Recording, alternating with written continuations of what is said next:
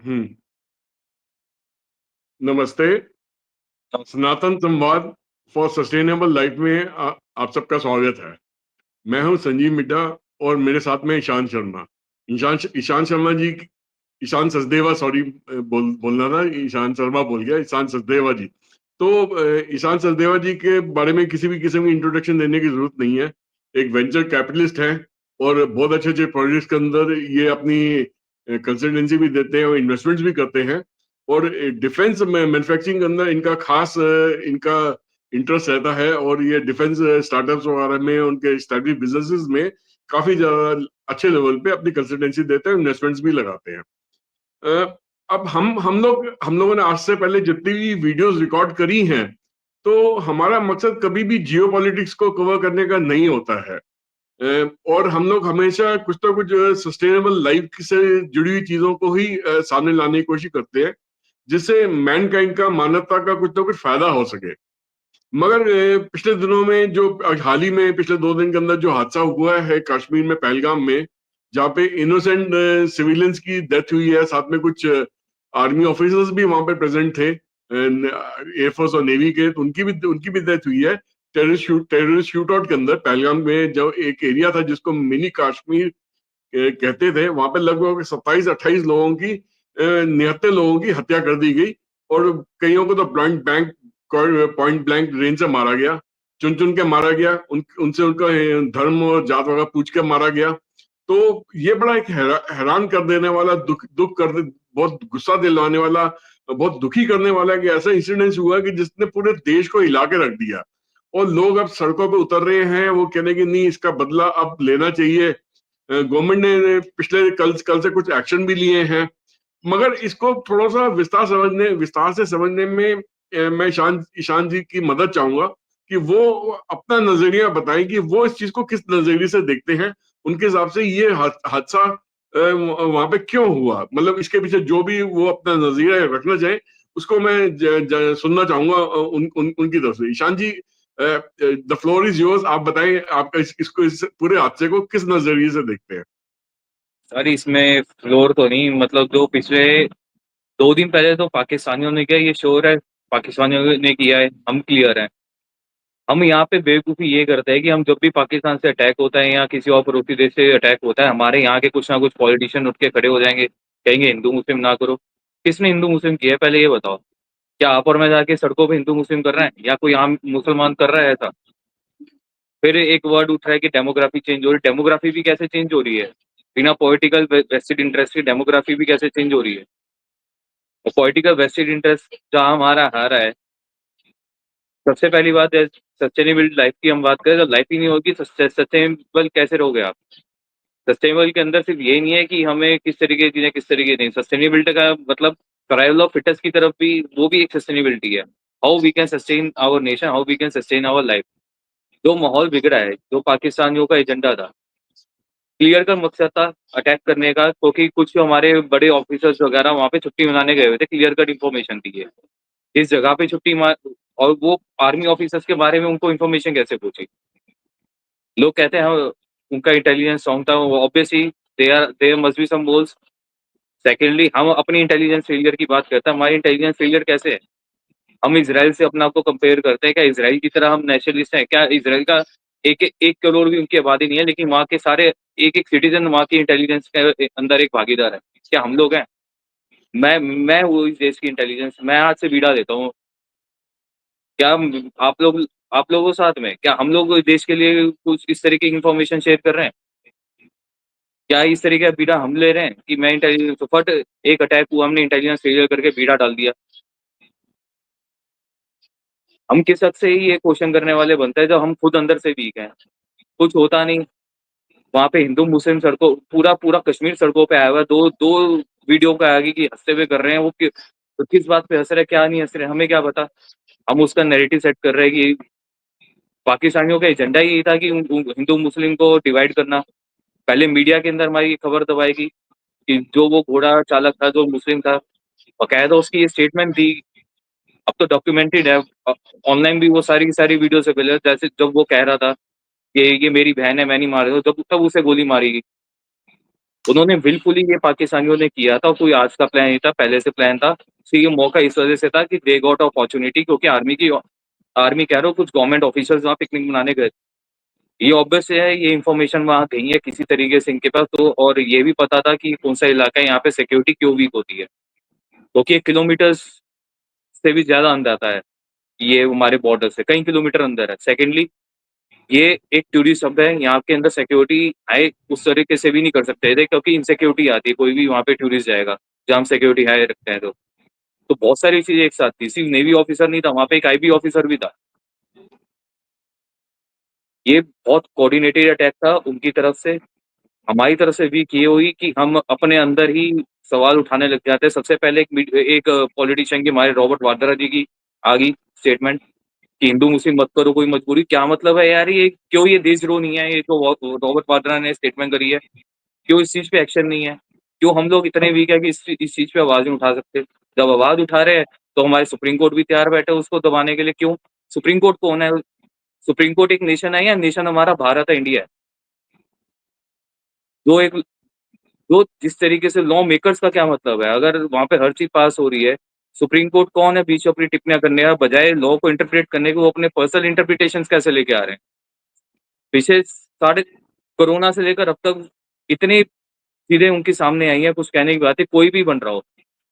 CGI जो चंद्रचूड़ सिंह जी गए retired हुए हैं, वो अपने बेटे को कैसे जज बना रहे हैं। यहाँ पे किस तरीके का नेपोटिज्म है ये, हमें लगता है कि इससे क्या रिलेशन है। हर चीज जहाँ पे सस्टेनेबिलिटी की बात आती है, जहाँ नेशन की बात आती है, sorry to say this, we are at a stage of war. क्या वी आर इन वॉर? हमारे एक एक हरकत हमारे लिए नेगेटिव इम्पैक्ट कर सकती है। We are actually on war, we have to accept this. जब हम पूरा देश एक आवाज होकर मोदी जी कह रहे हैं कि उन पे हमला करो, उन पे हमला करो, इसके जब वहां पे एक हो रहा है, जब तो हम उसके अंदर अपना अपना आप को क्यों इस तरीके से लेके जा रहे हैं, हम अपने आप को कैसे कमजोर कर रहे हैं हम इस समय। ये किस तरीके की बातें हम कर रहे हैं? व्हाट्सएप पे वीडियोस आ रही है, उधर ये हो रहा है, ये बंदा ये कह रहा है, हम क्यों ये चीजें फैला रहे हैं? और जो मुस्लिम कम्युनिटीज वाले कहते हैं सड़कों पे आके, देखो हमने ये कह दिया, देखो हमने वो कह दिया, वही मुसलमानों का चोला लेके जो इंसर्जेंट्स बैठे हुए हैं अंदर, जो हमारी रेलवे लाइन पे पत्थर रख रहे हैं, सिलेंडर रख रहे हैं, वो तुम्हारे घरों के पीछे छुप के बैठे, उनको बाहर निकालो, अभी मौका है। प्रूव करो कि हम सारे एक हैं। बहुत होगी बातें, बहुत हो चुका है। पूरा ईशांत कश्मीर सड़कों ये पे था, पूरा कश्मीर सड़कों पे था पूरी रात भर।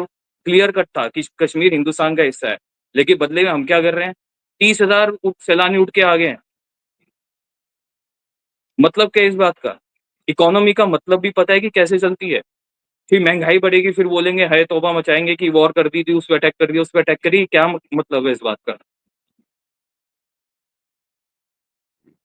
ईशान, मेरा मानना है कि ये ना बहुत सोची समझी साजिश है। साजिश इस प्रकार से देखिए कि मैं थोड़ा सा बैकग्राउंड में जाऊंगा, उसके बाद फिर आप उस पर अपना अपना विचार रखना कि आप मेरी बात से सहमत है या नहीं है। देखिए, जब आर्टिकल 370 हटाया गया था यहाँ पे कश्मीर से, और इक्वल राइट्स दिए गए थे हर कम्युनिटी के लोगों को कि वो वहाँ पे अपना सिटी वहाँ पे रह भी सकते हैं, लैंड भी खरीद सकते हैं, और वहाँ पे अपना किसी भी किस्म का कारोबार कर सकते हैं, और कोई भी कम्युनिटी का इंसान वहां जाके रह सकता है। उसमें वो पूरे इंडिया में जैसे आप कहीं भी ट्रैवल कर सकते हैं, कहीं भी जमीन खरीद सकते हैं, कहीं भी काम कर सकते हैं, कहीं भी बिजनेस खोल सकते हैं। सेम राइट जो है ना पूरी इंडिया, वहाँ पे कश्मीर, पूरी कश्मीर के अंदर, जम्मू कश्मीर के अंदर दे दिया गया था। और जो उनकी जो वो उस तबके के जो लोग थे, जो कि पिछड़ा वर्ग के थे, या कमजोर कमजोर लोग थे, मतलब जो फाइनेंशियली कमजोर लोग थे, गरीब लोग थे, अब जिनका रिप्रेजेंटेशन अभी तक वहां के पार्लियामेंट में कश्मीर में पहले पहले कभी हुआ नहीं था, उनको भी इक्वल राइट्स दे दिए गए पंचायती राज के अंडर, जिसमें वो लोग भी उठ के मेन स्ट्रीम के साथ जुड़ गए। अच्छा, अब क्या हुआ कि 370 का जब मैं दोनों दोनों हाउसेस ऑफ पार्लियामेंट से, राज्यसभा लोकसभा से ये बिल पास हुआ कि 370 को आज के बाद खत्म कर दिया जाएगा, तो उसके बाद जो जो वेस्टेड इंटरेस्ट वाले लोग थे, जो नहीं चाहते थे कि 370 हटाया जाए वहां से, वो सीधा सुप्रीम कोर्ट में केस लेके चले गए थे। तो उस वक्त जो हमारे chief justice justice of India थे, वो डीवाई चंद्रचूड़ जी थे, और उन्होंने उस बेंच ने जो फैसला करा था, उसमें जो आज के जो हमारे जो चीफ जस्टिस है मिस्टर खन्ना, एडवोकेट खन्ना, वो जस्टिस जस्टिस खन्ना, वो भी उस पैनल के ही हिस्सा थे, जो वो 3 या 4 जजेस का पैनल बना था। तो उन्होंने उस वक्त एक अपनी मतलब इस चीज को इसको हेल्ड रखा कि भैया नहीं, ये 370 तो अब नहीं हट सकता, मगर साथ ही साथ उन्होंने इसको सेंट्रल गवर्नमेंट की हिदायत दी, इनको एक विप जारी करा कि भैया आपको with in the given given time आपको वहां पे इलेक्शन करवानी पड़ेगी, वहां पे वहां की जो स्टेट की जो गवर्नमेंट है उसको वहां पे स्टैब्लिश करना ही पड़ेगा। तो उस वक्त सेंट्रल गवर्नमेंट का ये आर्गुमेंट था कि देखिए अभी थोड़ा वक्त लगेगा हालात को और सुधारने के लिए, अभी तब तक आप सेंट्रल रूल, प्रेसिडेंट रूल या सेंट्रल रूल रहने दीजिए वहां पे। तो कोर्ट ने इनकी एक नहीं सुनी, उन्होंने कहा कि with in the given time उसको इसको आप इलेक्शन करवानी पड़ी। जब वो टाइम फ्रेम खत्म हो रहा था तो गवर्नमेंट ने सुप्रीम कोर्ट की बात मानते हुए वहां पे इलेक्शन करवाई। और उस वक्त फारूक अब्दुल्ला अब्दुल्ला जो उमर अब्दुल्ला जो उनके बेटे हैं, वो एज ए चीफ मिनिस्टर बन के आए और उन्होंने कांग्रेस पार्टी के साथ मिलकर वहां कोalition गवर्नमेंट बनाई। तो मेरा गवर्नमेंट बनाने की कोई तकलीफ नहीं है, एक पॉलिटिकल प्रोसेस वहां शुरू हो गया, बहुत अच्छी बात है कि सुप्रीम कोर्ट ने मैं के दबाव में शुरू हुआ, चलो वो भी बहुत अच्छी बात है। मगर मेरा कहने का मतलब इस चीज को मैं जो जिस पॉइंट पे आना चाह रहा हूँ वो ये है कि अगर आप वो पीरियड देखिए जिस टाइम पे 370 हटने के बाद कुछ समय प्रेसिडेंट रूल रहा, तो वहां पे ना के बराबर टेररिस्ट इंसिडेंट्स हुए, वहां पे ना के बराबर किलिंग हुई। पर जैसे ही उमर अब्दुल्ला की गवर्नमेंट आई वो और कांग्रेस के साथ कोalition में आई, तब से लेके अब तक कितने सारे इंसिडेंट्स हो गए। उसमें से सबसे बड़ा इंसिडेंट तो ये हुआ जो कल परसों में जो हुआ है पहलगाम में। तो क्या इस चीज को भाई मद्देनजर रखते हुए, क्या इस चीज को मद्देनजर रखते हुए, इन इन चीजों को देखते हुए कि लॉ एंड ऑर्डर, चलिए ठीक है माना law and order situation state वहां पे सेंट्रल इसकी गवर्नर की है वहां पे, क्योंकि वहां पे वो एक यूनियन टेरिटरी है ना कि कंप्लीट स्टेट है। तो वो सर, यहाँ तो पे वो मेरे को फिर से यही बात कहनी पड़ेगी कि हमें as a system, as a nation सोचना चाहिए यहाँ पे। मैं पहले इंडियन फर्स्ट हूँ या मैं पहले हिंदू फर्स्ट हूँ? मैं पहले इंडियन फर्स्ट हूँ या पहले मुस्लिम फर्स्ट हूँ? हमारा ये यहीं पे हमारा जो हमारी आइडेंटिटी है वही हमारा एजेंडा भी बता देती है कि हमारा वेस्टर्न इंटरेस्ट पहले क्या है। बीइंग अ भारतीय बीइंग अ भारतीय सिटीजन, अगर हम चाहते हैं कि हमारा देश समृद्ध हो, विकसित होने के साथ साथ समृद्ध होना भी जरूरी है। और समृद्धि तब तक नहीं आएगी जब तक हमारा अंदर से हम मजबूत नहीं बनेंगे। अगर हम किसी भी तरीके की नरेशन में फंसने से पहले, एंड ऑफ द डे, अगर हम इस चीज की कंप्लेंट भी करते हैं कि अगर वहाँ पे इलेक्शन हुआ या उसी पूरी तरीके से सिस्टम नहीं बैठ पाया वहाँ पे और इलेक्शन जल्दबाजी में करे, ऐसा हुआ क्यों? वो क्या हम इंटरनली वीक है कहीं ना कहीं? एक कोई ऐसा इंसिडेंट होता है, हिंदू मुस्लिम करके कोई ना कोई नेता शुरू हो जाता है, हिंदू मुस्लिम मत करो, हिंदू मुस्लिम मत करो। हिंदू मुस्लिम कर कौन रहा है? पहली बात तो ये है, किसने उठ के हिंदू मुस्लिम करा है? हम आम जनता तो अपनी सिक्योरिटी पे कंफ्यूज हैं कि हम सिक्योर हैं या नहीं है। हम फिर भी अब हिम्मत करके हम घरों से बाहर निकलते हैं। ये एंड ऑर्डर हिंदू मुस्लिम कर कौन रहा है? ऑब्वियसली जिनके पॉलिटिकल वेस्टेड इंटरेस्ट हैं। वो पूरे वीडियो पहले भी ये बात मैंने बोली थी कि हाँ, वो हमारा बीइंग अ सिटीजन हमारे भी ये रिस्पॉन्सिबिलिटी बनती है कि हम एक एक चीज को हम वैलिडेट करें कि ये किस तरीके की स्टेटमेंट पब्लिकली देते हैं, ये किस तरीके का इनका इंटरेस्ट है पर्सनल, ये किस तरीके के बैकग्राउंड से आ रहे हैं। बहुत सारे हमारे नेता ऐसे हैं जो फॉरेन फंडेड होते हैं और फिर फॉरेन इविल फोर्सेस को फिर पनाह भी देते हैं। और हमारे देश के अंदर एक पता नहीं क्या एक अजीब सी कहावत है कि भाई कर्म से क्या होता है, इसका मतलब चोरी चोरी करने से क्या होता है, इसका नियत तो साफ है, इसको माफ कर देता है। अरे नियत का मतलब क्या है? उसका नियत चोरी करने की थी इसलिए उससे चोरी ही की। उसका नियत आतंकवाद फैलाना था इसलिए उसे आतंकवाद ही फैलाया। हमारे हम जिस देश के रहते हैं, कर्म प्रधान भूमि थी हमारी। जब हम समृद्ध थे, कर्म प्रधान का मतलब जिस तरीके के कर्म करते हैं उसमें नियत जाए भाड़ में। अब उनकी नियत तो गलत थी, वो भी कामयाब हुए ना अपने मकसद में। इतने लोग मार दिए, हिंदू मुस्लिम कर रहे हैं, हमारी नरेशन हमारी मीडिया दिखा रही है। मकसद में कामयाब कौन हुआ? जिसकी नीयत साफ थी वो या जिसकी नीयत खराब थी वो? उनका प्रोसेस पूरा प्लान था, उन्होंने पूरा तरीका अपनाया, वो हर चीज क्लियर हुई। उनकी एक एक नोट जोड़ी, उन्होंने अपनी एक एक नोट को सीरियसली लिया। हम कहते हैं कि इसका इससे क्या लेना देना है? सुप्रीम कोर्ट के ऑर्डर का आर्टिकल गवर्नमेंट की उससे क्या लेना देना है, या मेरा इस टिप्पणी का सुप्रीम कोर्ट की जज से क्या लेना है? सॉरी टू से each and everything is connected. हम यहाँ परेशान हैं उसकी एक वजह है। हिंदू मुस्लिम देश में हो रहा है, उसकी एक वजह है। क्योंकि वो बॉन्ड वीक करा गया है, वो बॉन्ड वीक इसलिए करा गया है, कुछ लीग्स हैं, जिन्होंने पहले देश बाँटा, 2 टुकड़े कराए, फिर वहाँ पे जाके फिर दोबारा हिंदुस्तान को तंग किया गया। कुछ लीग्स तब भी एग्ज़िस्ट करती थी, वो लीग्स आज की डेट में भी एग्ज़िस्ट कर रही हैं। एजेंडा उनका क्लियर था, रूल करना, वो तब रूल नहीं कर पाए तो उन्होंने धीरे-धीरे खोखला किया। वो आज रूल नहीं कर पाए तो उन्होंने फिर वो हथकंडे अपनाए, डिवाइड एंड रूल। ये इंसिडेंट से हम दोबारा एक हुए हैं, ये हिंदुस्तान ने दिखा दिया। अगर हिंदुस्तान ने पूरा ये दिखा दिया कि हम एक हैं, वहाँ पे पाकिस्तान की हिम्मत ही नहीं हो रही कोई एक्शन लेने की। We are at war, we have to accept this. When we are at war, each and every single second of action is counted. कि वो किस फेवर में जा रहा है, उसका क्या इम्प्लीकेशन है, हर चीज़ काउंट होती है। We are in globalised world. यहाँ पे कुछ लोग तो ऐसे जो एलियंस की बात करते हैं, जो आप अपने खुद के देश में सुरक्षित नहीं हो, एलियंस ये सब आगे जो किसी और प्लैनेट की एंटिटीज़ हैं, वो चीज़ अब एक्जिस्टेंस होएगी। ये मेरी बात इतनी वेग लग रही है, लेकिन आप एक बारी समझ के देखो कि अंदर हमारा खोखलापन इतना ज़्यादा है कि अभी सिंगल प्रॉब्लम को हमने इस लेवल का इतना बड़ा बना दिया, जहाँ में एक ही सॉल्यूशन है कि हम एक हैं। Our army is at war, we as a whole nation is actually at war. We have to accept this, we have to count, we have to take accountability of our action.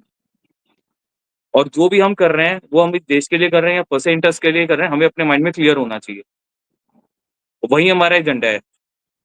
अगर हम अपने mind में clear है कि मैं ये इस वज़ह से कर रहा हूँ क्योंकि मेरे को इससे ये मिल रहा है, अगर दूसरा बंदा ही मेरे को वैसे ट्रीट कर रहा है ना, तो उसमें मेरे को बुरा नहीं मानना है। वो उसकी भी सिक्योरिटी मैटर करती है मेरे आगे। अगर बीइंग अ हिंदू मैं मुसलमान से डर रहा हूँ, जबकि मेरे इतने सारे मुसलमान हैं जो अभी जहाँ पे खेल के मेरी कई प्रॉपर्टीज़ की जगह मारी है, मैं उनसे क्यों डरूँ? मुसलमान मैं जानता हूँ असली मुसलमान कौन है। मैं क्यों पाकिस्तानियों के इस एजेंडा को फुलफिल होने दूँ?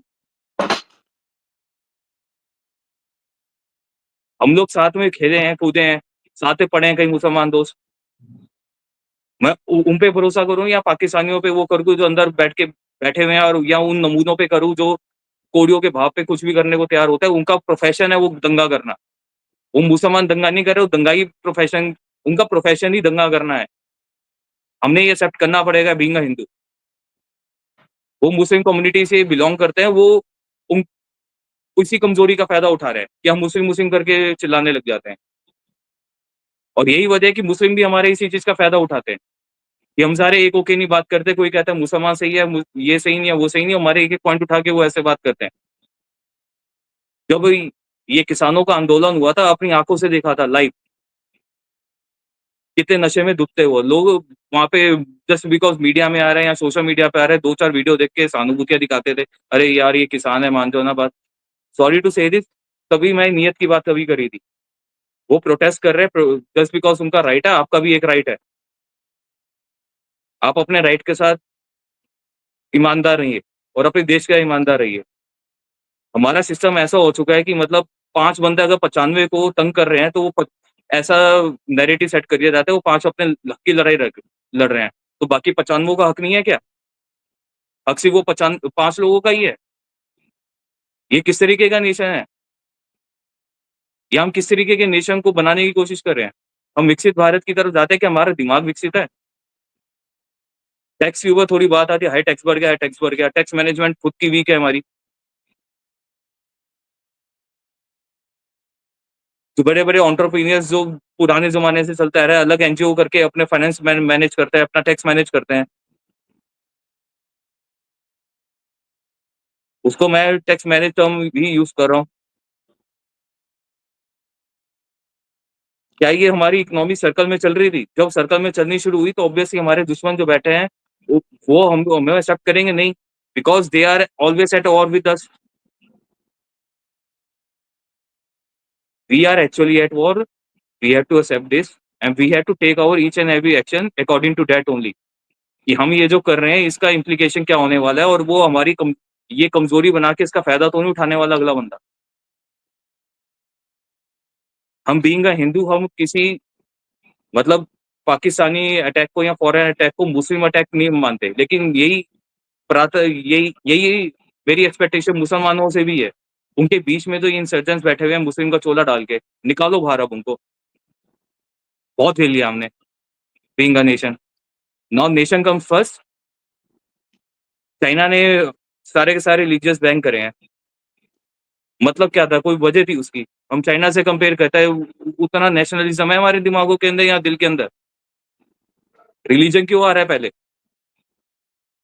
कुछ ना कुछ अपने कुछ प्रोफेशनल मौलवी कुछ छोटी-छोटी उम्रों के अपने आप को इंटेलेक्चुअल बनते हैं। अरे! बाउंड्रीज़ तो पॉलिटिकल है, हम ग्लोबल है। क्लियर नहीं हो रहा, हम ही देख रहे बाकी नेशंस में क्या हो रहा है। कुछ पंडित यहाँ पे फिर इन चीज़ों का फ़ायदा उठा के पंडित कह रहा हूँ मैं, हिंदू कुछ अपने आप को धर्मगुरु मान लेते हैं और रेपिस्ट बन जाते हैं, उनका क्या? धर्म का मतलब भी क्या है, हमें पता है क्या? हिंदू की एक्जिस्टेंस भी पता है किसी को? कैसे हुई है? सिंधु घाटी सभ्यता को हम बिलॉन्ग करते हैं, किसी तोतले ने गलत प्रोनाउंस कर दिया, वहाँ से हिंदू-हिंदू करने लग गए सारे।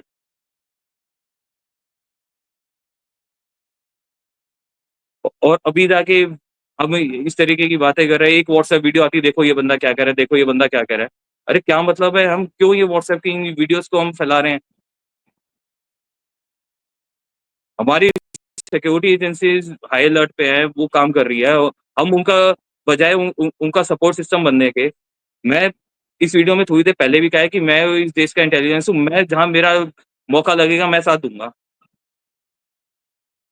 क्या है कोई और कोई साथ में? हमारे बीइंग अ इंडिया हमारी रिस्पॉन्सिबिलिटी नहीं है, बीइंग अ इंडिया हमारे ईच एंड एवरी 140 करोड़ की हमारी आबादी, हम 140 करोड़ है इस देश की इंटेलिजेंस। ये हमारा एज़ अ नेशन सिटीज़न हमारी फेलियर है ये, कि ये इतना बड़ा अटैक हो गया हमारे बीच में।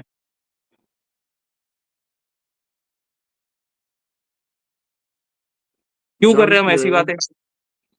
ईशांत जो पिछले 2 दिनों में जो सेंट्रल गवर्नमेंट ने कुछ कदम उठाए हैं, कुछ ऐसे एक्शन लिए हैं जो कि अभी मिलिट्री एक्शंस नहीं है, जो बेसिकली डिप्लोमेटिक एक्शन है या जियोपॉलिटिक्स रिलेटेड एक्शंस हैं पाकिस्तान के अगेंस्ट, क्योंकि ये बात मान के चल रही है, इसमें कोई कुछ छुपी हुई बात नहीं है कि ये सारी जो एक्टिविटी थी ये वहीं से ही, पाकिस्तान से ही बेसिकली फाइनेंस थी, उन्हीं उन्हीं उन्हीं के थ्रू ट्रेंड थी, उन्हीं के थ्रू ये उनके जो आका थे वहीं पे थे। तो ये बेसिकली ये जो लोग आए थे वो उसको हो सकता है कि पाकिस्तानी आर्मी के भी बिलोंग करते हो लोग, या उनको वहाँ के ट्रेंड इंसर्जेंट टेररिस्ट ग्रुप से ट्रेन बॉर्डर के उस पार जो है वो जो कुछ कैंप्स है वहां से ट्रेन हो गई है, इनफिल्ट्रेटेड होके आए हैं। इसके पीछे बहुत सोची समझी साजिश थी। ये लोग आजकल में नहीं आए, कि इनको आए भी कुछ टाइम हो चुका है। तो आपका आपका आपको क्या लगता है कि गवर्नमेंट अभी तक जो भी एक्शन लिए हैं पाकिस्तान के अगेंस्ट, क्या वो काफी है? अभी टू टू स्टार्ट विद, आने वाले दिनों में आई एम श्योर कि वो मिलिट्री एक्शन के बारे में भी प्लान कर रहे होंगे, सोच रहे होंगे, बट अभी के लिए क्या ये काफी है क्या? सर मिलिट्री ये एक्शन सिर्फ़ एक पार्ट है और ये सिर्फ़ एक पार्ट है, ये सिर्फ़ शुरुआत हुई है। वी आर एट वॉर, अभी बहुत कुछ करना बाकी है और बहुत कुछ करेंगे भी और हमें भी as a citizen of India हमें भी बहुत कुछ करना है। ये सिर्फ़ शुरुआत हुई है, उनको गवर्नमेंट को भी हमने एक रिस्पॉन्सिबिलिटी दे रखी है, तो उनको भी प्रेशराइज़ भी करना है और उनको एक पूरे तरीके से उनको एक ओपन विंडो भी देनी है, इनको अलाउ भी करना है कहीं न कहीं कि वो ये काम कर पाएँ। इतना बड़ा बीड़ा उनको दिया, उनको काम करने का माहौल भी देना देना हमारी रिस्पॉन्सिबिलिटी है। सिर्फ़ क्वेश्चन करना नहीं है, क्वेश्चन तो करना तो हमारा हक है, लेकिन कहीं न कहीं हमारी एक रिस्पॉन्सिबिलिटी भी है हमारे देश के प्रति, कि हम बीच में ऐसी वीडियो शेयर कर रहे हैं, देखो ये ऐसे कर रहा हूँ, उनके दिमाग में ऐसे है, या हमारे जो मीडिया हाउसेज़ हैं वो इस तरीके के इंटरव्यूज़ दिखा रहे हैं। सबसे पहले तो ये डिबेट चालू कर देते हैं, पाकिस्तानी क्या कैसे आ सकते हैं चैनल पे? जब इंडिया ने बैन किया था कि पाकिस्तान में कोई वर्क नहीं होगा। ये कैसे मीडिया चैनल्स के अंदर ये सब चीज़ें आ रही हैं? हम क्यों ये सब चीज़ें देख रहे हैं? उनको टीआरपी क्यों दे रहे हैं हम ऐसी चीज़ों को? ये डिबेट्स एक्सिस्ट ही क्यों कर रही हैं वो बायलैटरल नेशंस के अंदर? मैं नहीं, दोबारा कह रहा हूँ एक-एक चीज़ कनेक्टेड है। आपका कहना बिल्कुल ठीक है कि जितने भी न्यूज़ सेलिब्रिटीज़ उठ चैनल्स के हैं। इंटरव्यू देते हैं कि पाकिस्तानी जो हमारे आर्टिस्ट हैं उनको काम देना चाहिए इंडिया में। क्यों भई? हाँ, वो तो अपनी आर्ट नहीं का वो फ़ायदा उठा के पैसे कमा के हमारे अगेंस्ट वो तो हमारे अगेंस्ट ही चल रहे हैं। नहीं, आपकी बात ठीक है, ईशांत की भी ये ठीक है, मैं मानता हूँ कि हमारा किसी भी तरीके से ट्रेड या किसी भी तरीके से डिप्लोमेटिक या human to human relationship Pakistan के साथ किसी भी हालत में नहीं होना चाहिए, क्योंकि पिछले 1947 से लेके अब तक देखिए उन्होंने हम लोगों के अगेंस्ट कितना कुछ कर दिया है। और पहले तो हम चुप करके सहते रहे, ये तो सिर्फ नरेंद्र मोदी जी की गवर्नमेंट के आने के बाद शायद एक दो बारी बालाकोट में या फिर उरी में या इधर उधर जाके तो थोड़ा बहुत रिटेलिएट कर रहा है, इन्होंने जवाब देने की सर कोशिश करी है। यही एक्शन है कि पूरा हिंदुस्तान का एक भरोसा हुआ था कि कुछ ना कुछ होगा अभी, लेकिन हाँ कुछ जी। ना कुछ होगा, ये भरोसा भी है, और यही साथ में हमारी गवर्नमेंट पे भी रिस्पॉन्सिबिलिटी है कि वो अब एक्चुअली कुछ करे। और हमें ये भी एक्सेप्ट करना पड़ेगा कि वी आर एट वॉर, तो इसके अंदर हमारी इकोनॉमी का चलना भी जरूरी है, ताकि हमारा जो वॉर के ऊपर एक्सपेंस होना है वो मैनेज हो पाए। इसके अंदर हमारे टैक्स भी इन्वॉल्व है। और ये जो हम उठ के भाग के आ गए ना कश्मीर से, जो 30,000 लोग, ऐसी हरकतों से बचना चाहिए हमें। और ये इस तरीके के नरेशन से बचना चाहिए हमें कि वो उनका काम धंधा जा रहा है कश्मीरियों का, यार कश्मीरियों का कुछ नहीं, वो हिंदुस्तान था, भारत था वो। भाई भारत के और टुकड़े जो बिखरे पड़े हैं वो भी अगर समेटने हैं, तो पहले जो भारत है उसको भारत एक्सेप्ट करना पड़ेगा हमें। क्या हमने जब बॉम्बे में अटैक हुआ था हमने वहां पे काम करना बंद कर दिया था? नहीं किया था। तो कश्मीर से क्यों उठ के आ गए हम बाहर? नॉर्थ ईस्ट के अंदर जो ये नई नई वो कभी बोडो मूवमेंट, कभी माओ मूवमेंट, और आजकल वो क्रिश्चियन मूवमेंट चल रहा है, पूरा पूरा ट्राइबल्स को वहां भड़का के, वो क्यों चल रहा है? हमारी इंटीग्रिटी कहाँ है? कैसे बनेंगे डेवलप्ड हम? इस वर्ल्ड के अंदर कई सारे ऐसे डेवलप्ड नेशन हुआ करते थे जो आज की डेट में जिनकी एग्जिस्टेंस पे एक क्वेश्चन मार्क डल चुका है। पेरू सिटी भी उनमें से एक एग्जांपल है, कितनी डेवलप सिटी हुआ करती थी कभी वो। एक गलत मूव, एक गलत एक्शन, देखो कहाँ पे आज। और each and every single action counts. बस ये है कि जो हमारे दुश्मन है वो ये समझ जाते, उसका फायदा उठा लेते, हम लोग नहीं समझते कि यार इसका क्या लेना देना, हम ये क्यों करें, ये इसका काम है। अरे भाई हर चीज का काम है।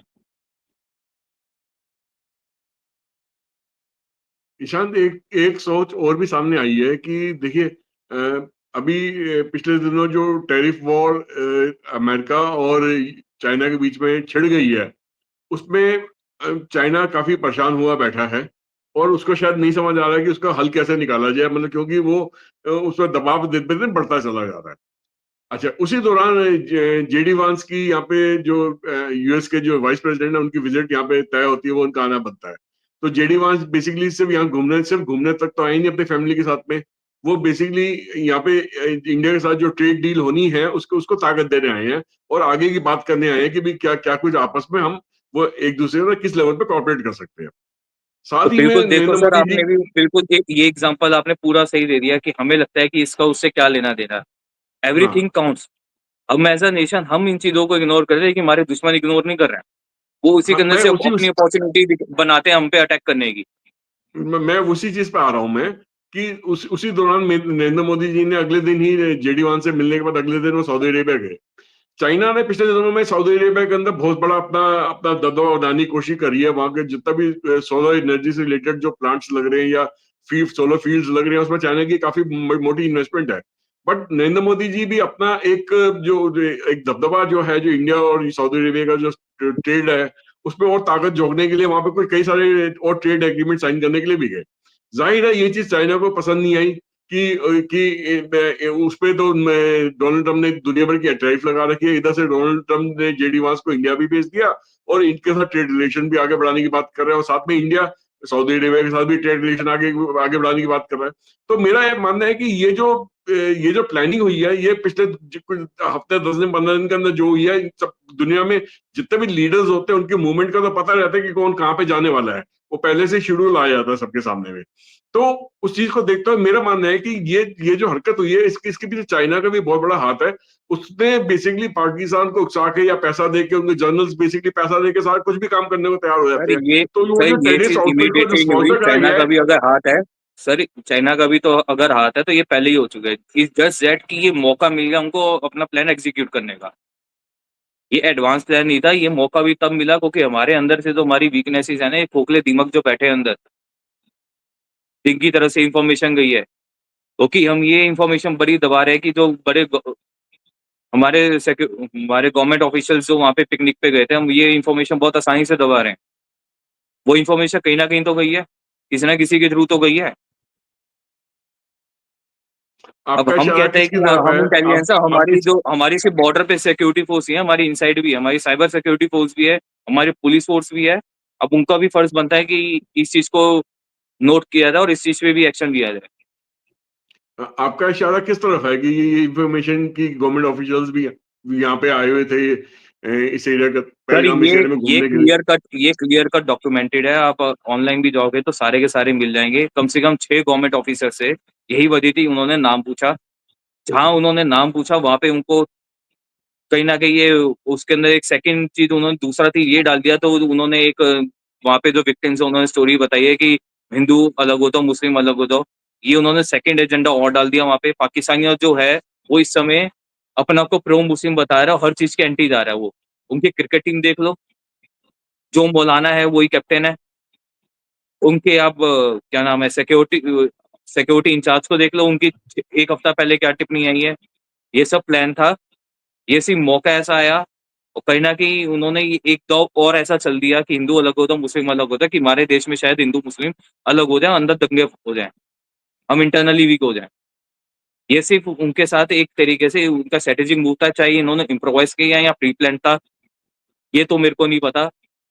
लेकिन ये उनका कहीं न कहीं ये एक तीर से उन्होंने 2 निशाने मारे। ईशांत, एक एक चीज और भी हुई है वहां पे पहलगाम में, उस जगह में, कि केरला के 3 हाई कोर्ट के जजेस वहां पे एज अ टूरिस्ट बन के घूमने के लिए गए हुए थे। मगर जैसे ही वो लोग उस एरिया से बाहर निकले हैं, उसके बाद ये गोलीबाजी शुरू हुई है। क्या ये कोइंसिडेंस हो सकता है, या सोची समझी ये भी रणनीति हो सकती है कि पहले इंडिया के जजेस को मत छेड़ो, क्यों उनसे हमें बहुत कुछ अपने फेवर में काम करवाने होते हैं? तो ये कोइंसिडेंस भी हो सकता है और ये लैक उन जजेस की किस्मत भी हो सकती है। हमें किसी भी तरीके की नैरेशन से बचना चाहिए यहाँ पे। हम्म।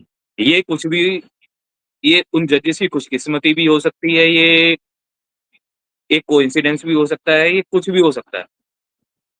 We have to validate first before sharing any kind of narration and we have to take a responsibility of it कि हम किस तरीके का नैरेशन अपने देश के लिए डाल रहे हैं, किस तरीके की इन्फॉर्मेशन हम आगे दे रहे हैं। ईशांत, अब इस पूरे हादसे को बात जानने के बाद, ये पूरी डिस्कशन जो हमारे बीच में हुई है, आपके हिसाब से क्या सस्टेनेबल आगे का क्या है? क्या हमें अपनी ताकत से, पूरी ताकत से इस चीज को बदला लेके, या उस पे उनको उतना ही, उससे हम सब उससे कई बदला गुना ज्यादा नुकसान पहुंचा के, तब उनको उनको अपनी उनका डेटरेंट पैदा करना ही सस्टेनेबल वे रहेगा आगे बढ़ने का? या शांति से बैठ के जो ये डिप्लोमेटिक जो इन्होंने सर कुछ 100 एक्शंस लिए, बात वहीं ये तक बात सीमित ये है, रहना? सस्टेनेबल तरीका वी आर एट वॉर। हमें अपने दुश्मन को अब खत्म करना ही पड़ेगा। बहुत बचा लिया हमने आपको अपने आप को। हम कैपेबल हैं अपने आप को बचाने के। We are more than capable, we are strong. हमने बहुत अलाउ कर दिया। कृष्ण जी ने भी जरासंध की 100 गलतियों के बाद उसे सजा दे दी थी। हमने तो कुछ ज़्यादा ही गलतियाँ अलाउ कर दी हमने इधर। ये बहुत ज़्यादा गलतियाँ हमने अलाउ कर दी अपने दुश्मन को। इसका पूरा होलिस्टिक अप्रोच भी है, डिप्लोमेटिक बॉयकॉट, खून खात्मा, इकोनॉमिक खात्मा, जो एक्शन अभी परसों लिए गए हैं 4, वो अभी बहुत कुछ करना बाकी है। हमें खुद की डेवलपमेंट भी उसी का एक हिस्सा है। हमारी अपनी खुद की समृद्धि भी एक उसी का हिस्सा है। हमारी खुद की समृद्धि वो सुसाइड कर लेंगे, दुश्मन हमारे।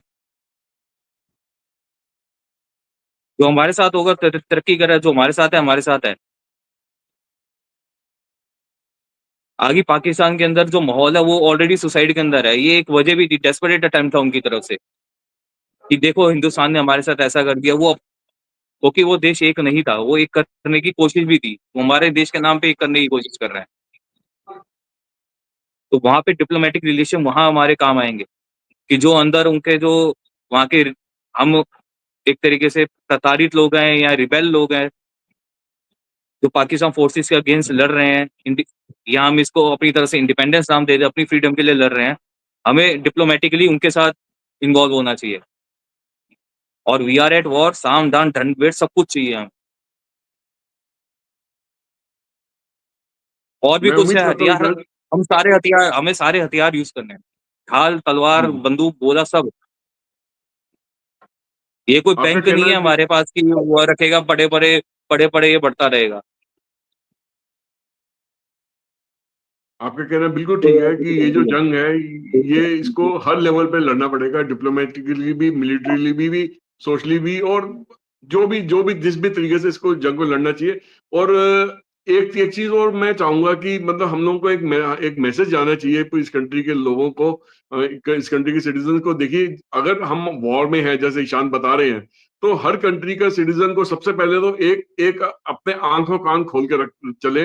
उनके आसपास जो भी गतिविधि हो रही है, अगर कुछ भी वो ऐसा देखेंगे जिसमें उनको उनको लगता है कि सस्पेक्ट होता है, या उनको लगता है कि वो ठीक नहीं हो रहा, तो इमीडिएटली उसको अथॉरिटीज को रिपोर्ट करें, और उसको हो सकता है वीडियो बनाएं या जैसे भी करें। तो वो बेसिकली चीज लोगों के सामने आनी चाहिए, अथॉरिटीज के सामने आनी चाहिए, ताकि समय रहते उस पर एक्शन ले लिया जाए। क्योंकि अगर जैसे ही इंडिया जो पाकिस्तान पे एक्शन लेती रहेगी, उन पे प्रेशर जब आगे बढ़ेगा, आने वाले दिनों में मिलिट्री एक्शन भी लेगी, तो आप ये मत सोचिए कि इस कंट्री के अंदर गड़बड़ी नहीं होगी। यहाँ पे जो वेस्टेड इंटरेस्ट वाले लोग हैं, जो कि हिंदुस्तान को एज अ नेशन नहीं देखना चाहते हैं, वो यहाँ पे इस सरकार पे दुनिया भर के इल्जाम भी लगाएंगे, उसको नपुंसक भी बताएंगे, उनके उनके उनके एक्शंस पे दुनिया भर की शोर शराबा मचाएंगे, और इस देश के अंदर गड़बड़ी भी फैलाएंगे। तो आप, इसलिए बहुत जरूरी है कि आप अपने आसपास जो कुछ भी गतिविधि हो रही है, उसमें संभल के रहें, अपना को सुरक्षित रखें। अगर कुछ भी गड़बड़ हो रही है तो वो रिपोर्ट करें एजेंसीज को। तो ऐसा करना बहुत जरूरी है कि आने वाला टाइम जो है, कुछ समय में कोई ये चीज जो मिलिट्री एक्शन पाकिस्तान में होगा, ये आने टाइम पे गवर्नमेंट ही डिसाइड करेगी, हम नहीं डिसाइड कर सकते, क्यों मिलिट्री एक्शन को बता के नहीं करा जाता। उसमें एक सरप्राइज एलिमेंट होता है कि जिसमें मैक्सिमम इम्पैक्ट हम वहां पे एक्शन करके ले सके। बट मेरा ऐसा मानना है कि इसमें ज्यादा समय नहीं रह गया है, बहुत जल्दी ये होता हुआ नजर आएगा। हो सकता है 10-15 दिन, महीना भर, 2 महीना भी लग जाए इस चीज में, बट इतना भी शायद इतना समय भी शायद ना लगे, उससे पहले हो जाए। और अब की बार जो एक्शन होगा, पिछले 2 एक्शन से मुकाबले जो है, वो कई गुना ज्यादा उसका इम्पैक्ट रहेगा। अब की बार सिर्फ आर्मी एंड नेवी नहीं इन्वॉल्व रहेगी, आर्मी अब की बार तीनों हमारी फोर्सेज, आर्मी, नेवी और एयरफोर्स, कोऑर्डिनेटेड तरीके से अटैक करेगी पाकिस्तान की उस जगह पे जहां पे ये टेररिज्म सबसे ज्यादा पलता है, या जो उनके आका है, या उनका जो इको सिस्टम है, उसको पूरे को ध्वस्त करना है।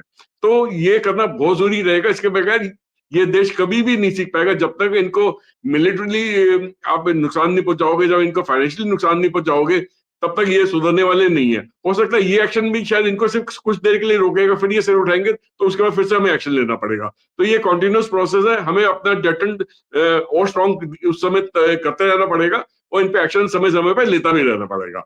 आपका क्या कहना है ईशान जी? आपके लास्ट कमेंट्स बताएं, क्लोजिंग कमेंट्स बताएं। सब बिल्कुल सही बात जैसा आपने कहा था।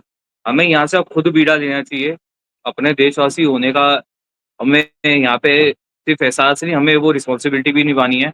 बजाय हम अपनी इंटेलिजेंस को क्वेश्चन करने के, be a part of intelligence.